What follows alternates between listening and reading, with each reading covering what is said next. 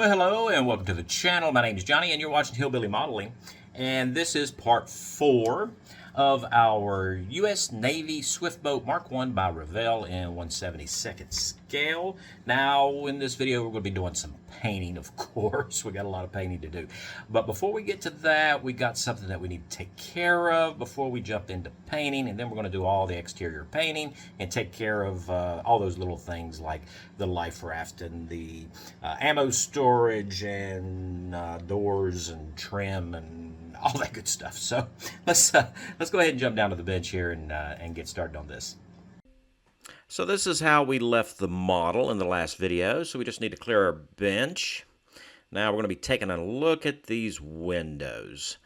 And the type of windows that are provided by Revell is on this piece of clear plastic. I guess it might be Lexan. And it's just printed the sizes out on it. So we're going to have to take and cut these out.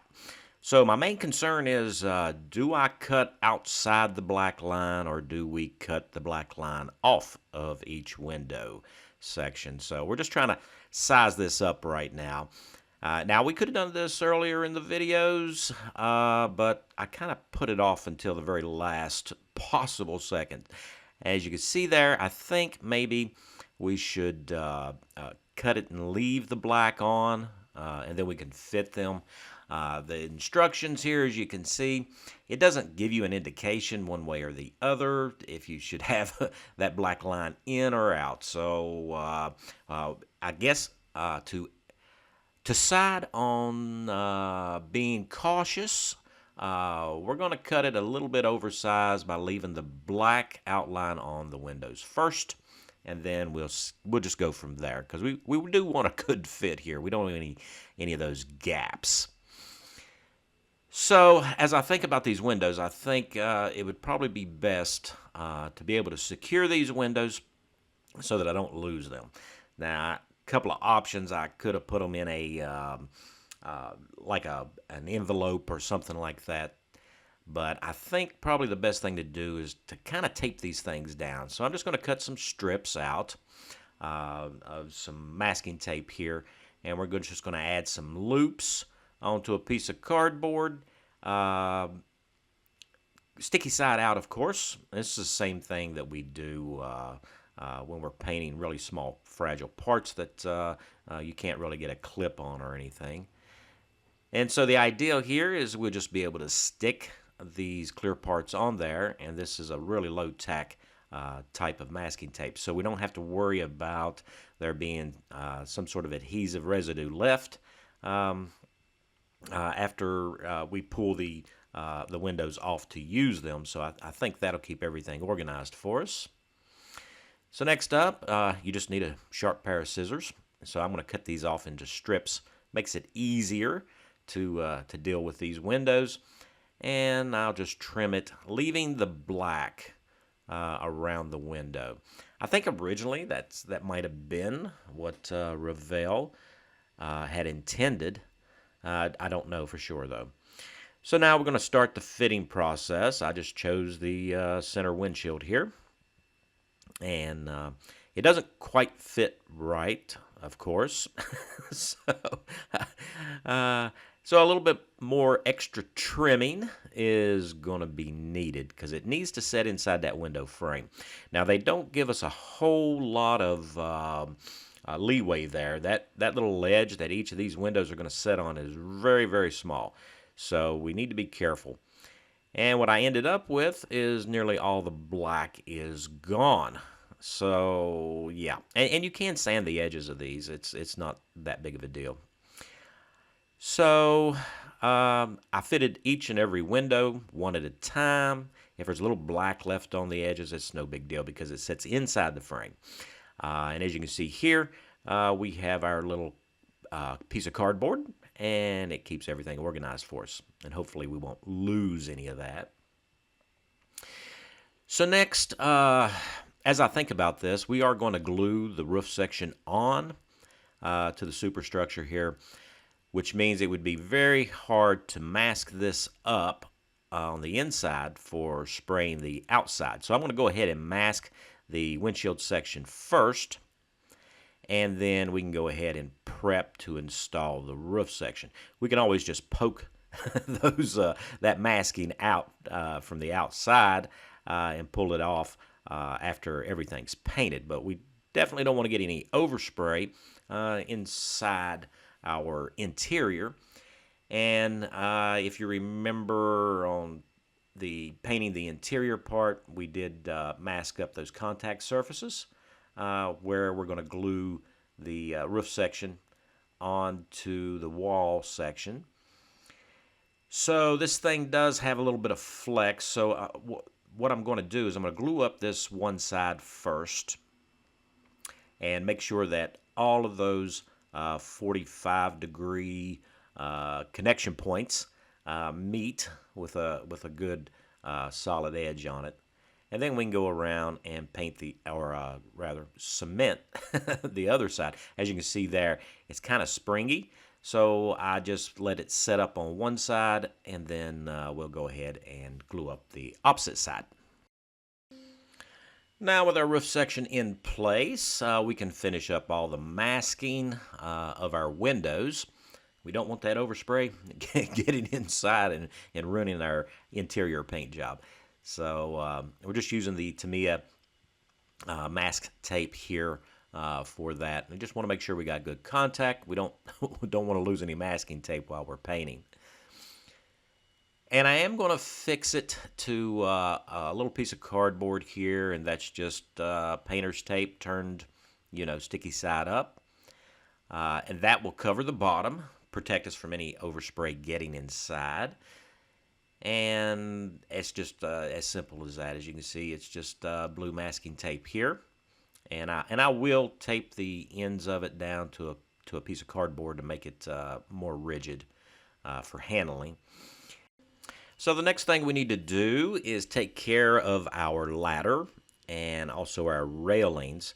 Get these glued into place or cemented into place, whichever you prefer.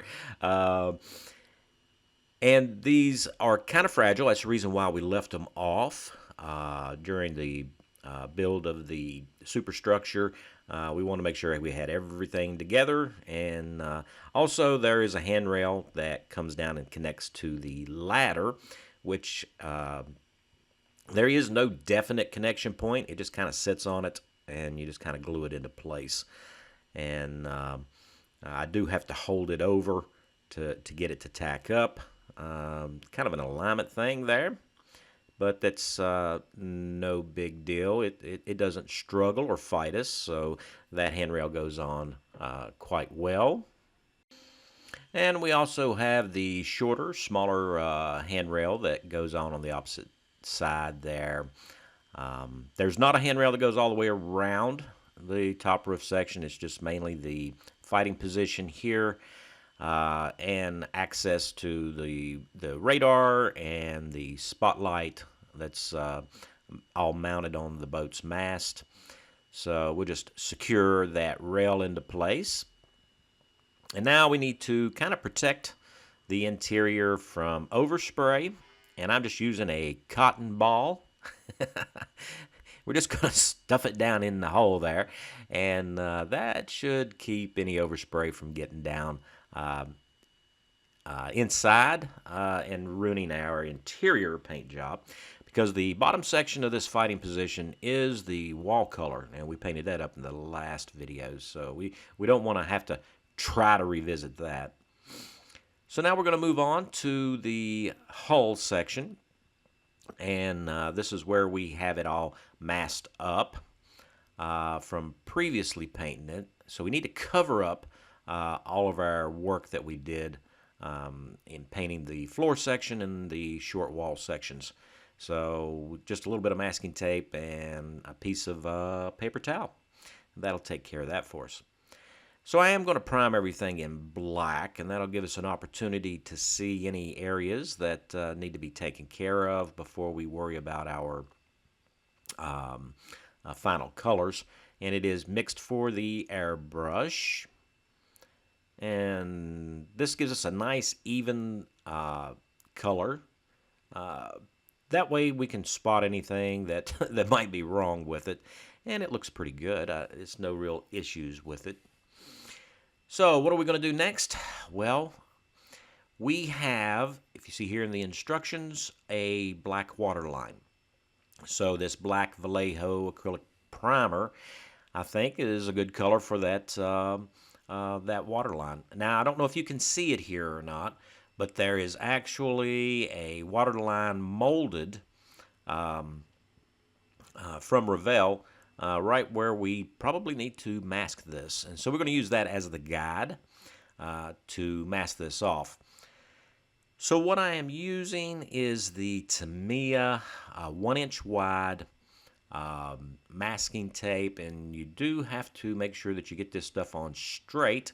It will curve a little bit if you will allow it to, and we don't really want want it curvy down the side of the hull. So I am being very careful, and it is really hard to actually pick out that molded in waterline that Revell has for us. So I'm using my magnifying glasses with those bright LED lights to help me identify that line so we can get that masked off. And there we are, masked up, and that went easier than I thought it was going to. So, of course, you know, the proof will be when we go to pull this off what our line looks like. But next up, we're going to do some pre-shading. Now, this is just the acrylic craft paint, water-based, that we mixed up and we used in our previous video. So we're going to use that to do a little bit of pre-shading here. Now, that's going to lighten up the that stark black primer that we've used that will have the tendency to make our final color darker. So what we're doing is we're just going to concentrate on the areas of the boat where there's going to be the most wear. And also I do want to break up these large sort of flat surfaces here. Give a little bit of visual interest. It'll be fine, I'm sure. Just trying to stay away from that monotone look. This pre-shading here will help us do that. Give us a little color variation there when we get our top coats on. So I'm going to do the bottom two, which is going to be painted whole red. So the intent is to show a slightly used boat. Not abused, but, you know, something that has been used. And, of course, on our deck area, there will be wear where the seamen and Marines and the Army guys that may be ferried around on these boats is going to be walking. So we're going to want to kind of use this pre-shading technique to show the thinning of the paint on the craft in use. So we'll get it down the sides and everything there. So next up, we'll do a little pre-shading inside the handrail areas here where the crew's going to be walking around, you know, on the roof section as well as the sides of our superstructure. I'm just going to do these lower panels, these large panels here. That's going to be the areas that's going to catch the most sun. So when it comes to sun fading, I think, at least that's kind of how I see it in my mind's eye, is that wherever there's a little bit of shade up around the roof area, then there's probably not going to be as much fading. So we'll just go ahead and hit up the bottom areas. And you don't have to be real neat about this. You can just kind of get it on there, and it'll be fine. I don't fuss over it too much. I used to, but it always seems to come out just fine. So we don't want to forget about our doors. Now, we do intend to have these doors open, so we do our pre-shading on those as well.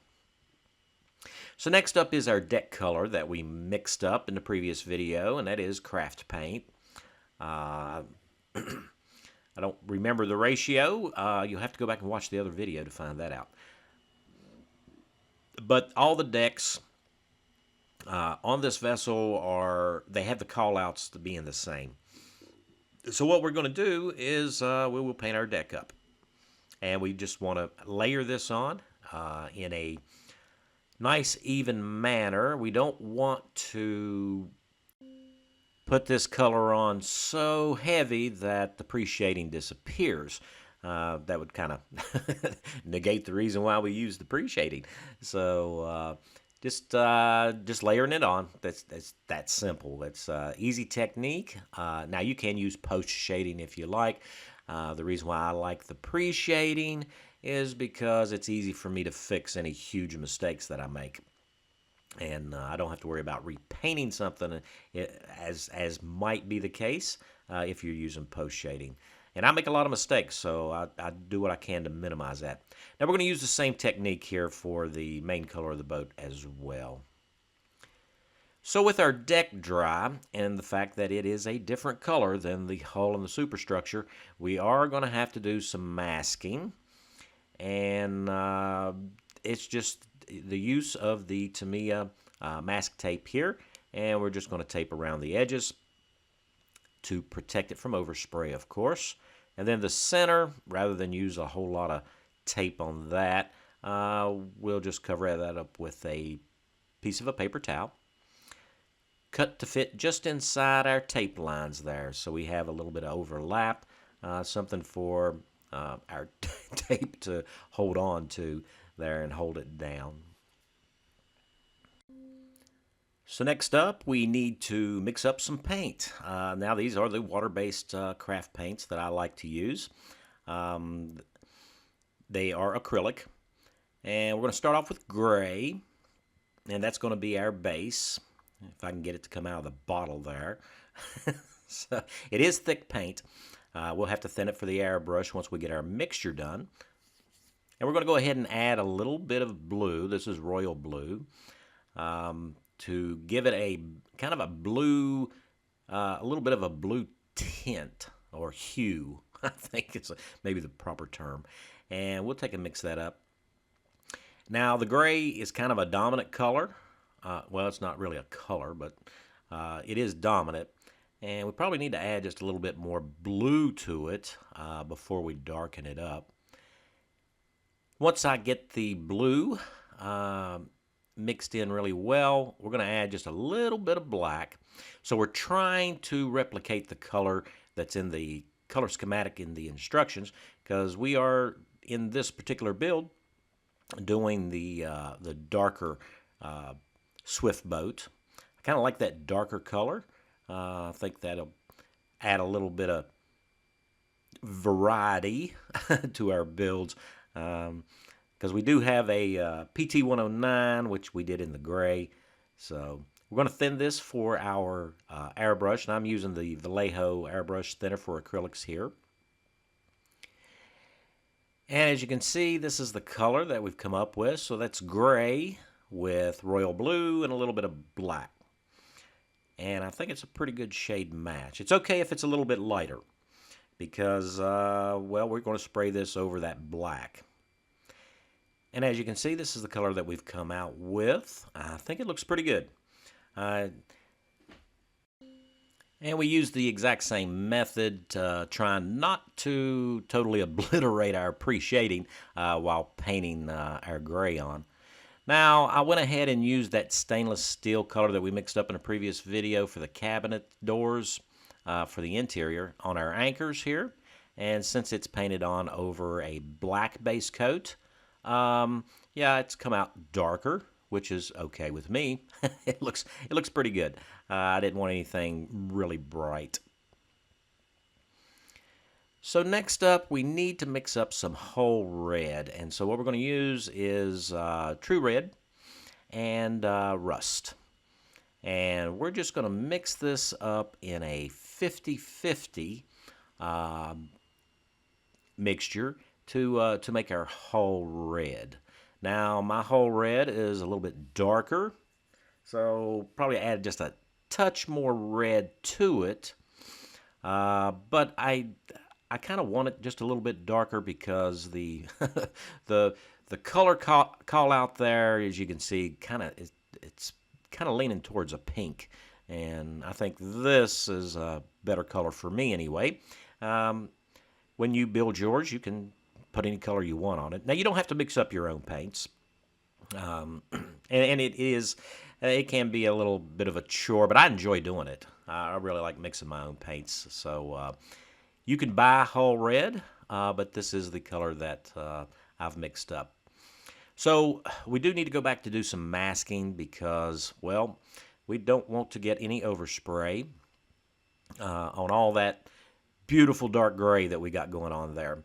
So we will mask it right up to the water line there, and you can overlap the masking tape a little bit. Hopefully we don't have any bleed through or any overspray to get on that darker color. And of course, back to the paper towels. I use them a lot, as you can tell. And that'll protect everything from the overspray there. And here we are with the hull ready for the paint booth. So all we got to do is spray it with the same technique, making sure that we don't cover up all of our pre-shading. And that gives us our variation there. And I think it looks pretty good. So this is kind of like unwrapping a Christmas present or birthday present. This is where we find out if the masking tape is going to pull off our paint and whether or not our water line came out. So I'm really interested in finding that out. So it's kind of like a magical moment, the unmasking.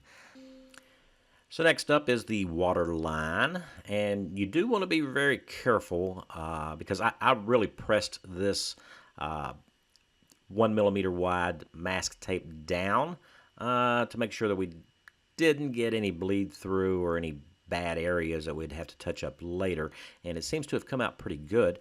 But I always worry that the paint or the paint might stick to the tape too much, and we might pull some of the paint off.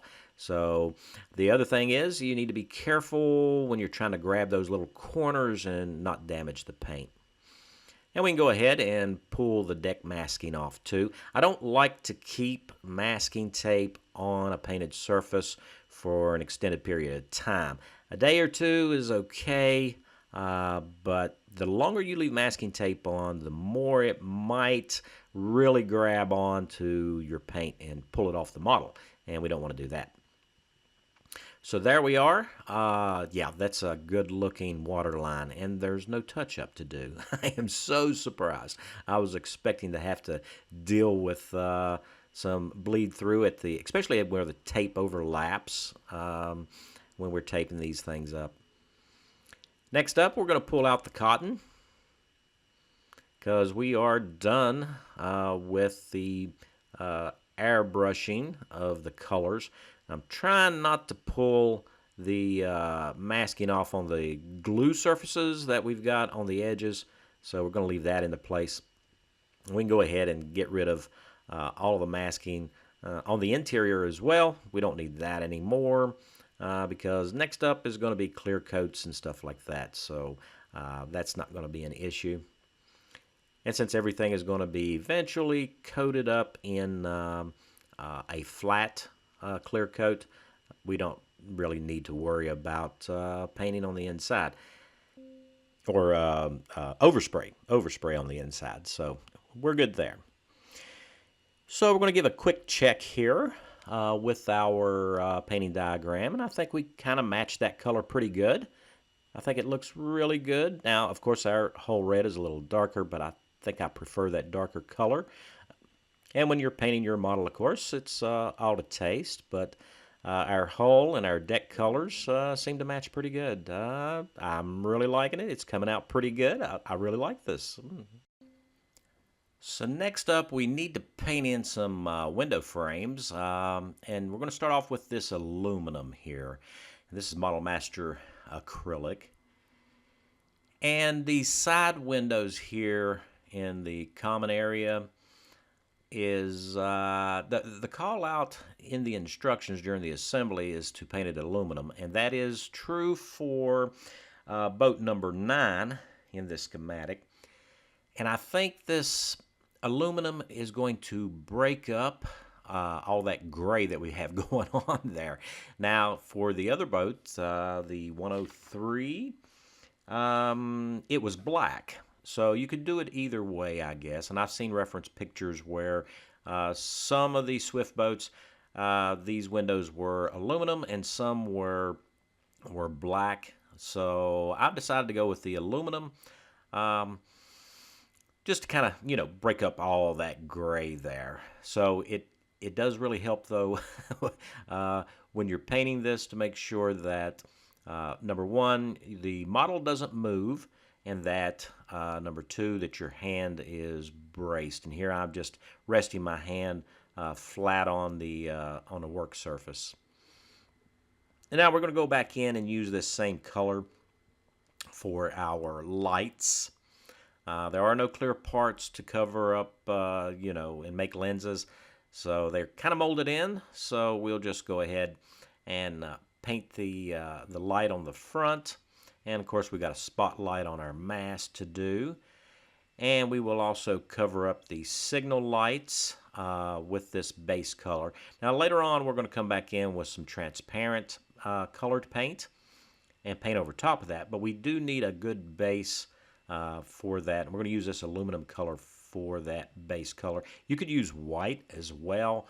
But since we've already got this aluminum out, I think that's going to be a good color for it. So we'll paint those up. And we also have the marker lights on the sides to do. Next up, we have the rest of the window frames to do. And they are black rubber. So same method here, using a really small brush and making sure everything is nice and steady. And we're going to trim out all of these window gaskets in the Vallejo black. And as you can see here, I think we got some nice contrast going on. We got our black window gaskets and the aluminum window frames. I think it's going to look really good once we get everything finished. And you can let me know in the comments what you think about my color choices and my paint mixing. So now we're going to work on our twin 50s here. These 50 caliber machine guns should be like a gunmetal color, but I'm going to leave it black since we have so much gray and so many dark colors. I want them to be easily seen. But the 50 cals set in a tray type mount, and that's the same color as the superstructure. So we're going to go ahead and kind of hand paint that in. That way there is a distinct difference between the mounting and the guns. So as you can see there, we got that tray thing mount going on. And this is what it looks like when I finish doing the grays. That way we've got a good separation between the two guns. Yeah, it should look pretty good. So we have to work on our rear deck gun. And it too is a 50 caliber machine gun setting on top of that 81 millimeter mortar. Now the mortar, we can go ahead and paint the same color as the vessel.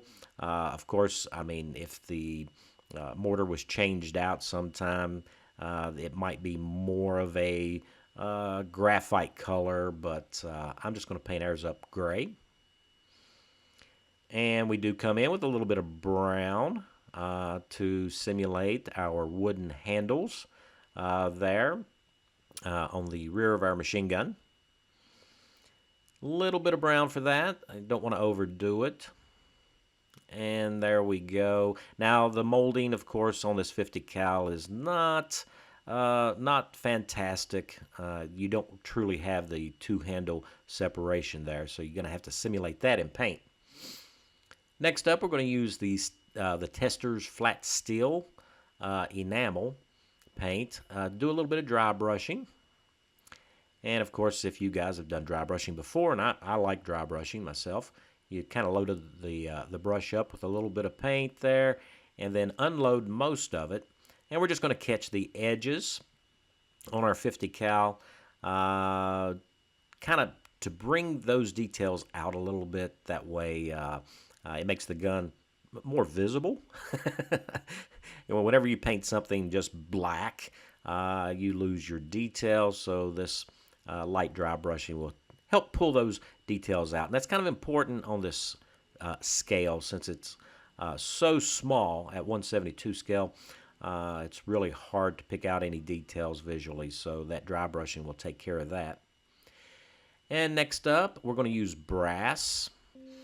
Now this is also an enamel paint from Testers. We're going to be doing these links here of rounds that we have that lay inside these trays to feed those Twin 50 machine guns. So we kind of want those brass cases to come out and be visible. We're just doing the dry brushing technique there and just hitting the high points on the rounds.